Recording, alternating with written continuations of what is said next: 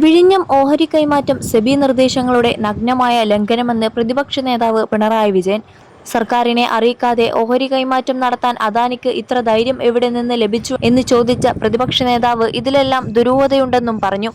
ഇത് ആലോചിച്ച് ഉറപ്പിച്ച കച്ചവടം പോലെയാണ് കാണുന്നതെന്നും അദ്ദേഹം വാർത്താസമ്മേളനത്തിൽ പറഞ്ഞു.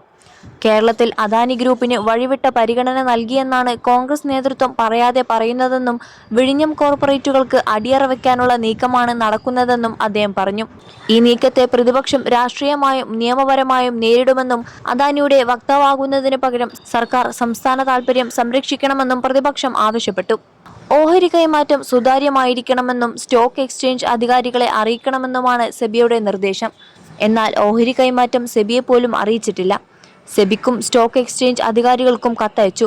സർക്കാർ ഈ കാര്യങ്ങൾ ഗൗരവമായി പരിഗണിക്കാത്തതുകൊണ്ടാണ് കത്തയച്ചതെന്നും പിണറായി വിജയൻ വിശദീകരിച്ചു. 25% മുകളിൽ ഓഹരി കൈമാറണമെങ്കിൽ സർക്കാരിന്റെ മുൻകൂർ അനുമതി വേണമെന്ന് വ്യവസ്ഥ ഉണ്ട്. സംസ്ഥാന സർക്കാരിന്റെ മുൻകൂർ അനുമതിയില്ലാതെ ഓഹരി കൈമാറ്റം കഴിയില്ല. സെബിക്ക് നൽകിയ അപേക്ഷ മാനദണ്ഡം പാലിച്ചില്ല. ദേശീയ സുരക്ഷയും പൊതു താൽപര്യവും മാനിച്ചുകൊണ്ട് മാത്രമേ അനുമതി നൽകാവൂ എന്നാണ് കരാറിലുള്ളത്. ഓഹരി കൈമാറ്റം സംബന്ധിച്ച അപേക്ഷയിൽ വിശദീകരണം തേടണമെന്നും ഇതിന്മേൽ നടപടി സ്വീകരിക്കണമെന്നും കത്തിൽ ആവശ്യപ്പെട്ടിട്ടുണ്ടെന്ന് പ്രതിപക്ഷ നേതാവ് പറഞ്ഞു. സർക്കാർ അദാനി ഗ്രൂപ്പിനെ സഹായിക്കാൻ വഴിവിട്ട സഹായം നൽകുമോ എന്നതാണ് ഇനി അറിയേണ്ടത്. നിയമസഭയിൽ ഈ പ്രശ്നം കൃത്യമായി ഉന്നയിച്ചിരുന്നു. 21 ലക്ഷത്തോളം സന്തുഷ്ടരായ ഉപഭോക്താക്കളും 2 ലക്ഷത്തോളം തിമിര ശസ്ത്രക്രിയകളും പൂർത്തിയാക്കിയ മലബാറിലെ ഏക കണ്ണാശുപത്രി Al Salama eye hospital, hospital road, Perinthalmanna. സർക്കാരിന് അറിയിപ്പ് കിട്ടിയില്ലെന്നാണ് അന്ന് പറഞ്ഞത്. കരാറിന്റെ നഗ്നമായ ലംഘനമാണെന്ന് അന്ന് സഭയിൽ പറഞ്ഞിരുന്നു. എന്നാൽ മുഖ്യമന്ത്രി മറുപടി നൽകിയത് അനുമതിക്കായുള്ള അപേക്ഷ സർക്കാരിന് കിട്ടിയില്ലെന്നാണ്. തുറമുഖം കൈകാര്യം ചെയ്യുന്ന വകുപ്പ് മുഖ്യമന്ത്രിക്കാണ്. നിയമവകുപ്പും ധനവകുപ്പും ഇതെല്ലാം പരിശോധിക്കേണ്ടി വരും.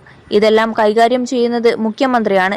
എങ്ങനെയാണ് അദാനി ഗ്രൂപ്പിന് സർക്കാരിനെ അറിയിക്കാതെ ഈ നീക്കം നടത്താൻ ധൈര്യം കിട്ടിയതെന്നതിലാണ് സംശയം ഉയരുന്നത്. അദാനിയുടെ ഭാഗത്തു നിന്നും കരാർ ലംഘനം ഉണ്ടായിട്ടും നിയമ നടപടി സ്വീകരിക്കുമെന്ന് മുഖ്യമന്ത്രി വ്യക്തമാക്കുന്നില്ല. സെബിക്ക് മുൻപാകെ സർക്കാർ നടപടി സ്വീകരിക്കുമെന്നും പറയുന്നില്ല. നിയമോപദേശവും തേടുന്നില്ല. ഇതിലെല്ലാം ദുരൂഹതയാണുള്ളതെന്നും പിണറായി വിജയൻ പറഞ്ഞു.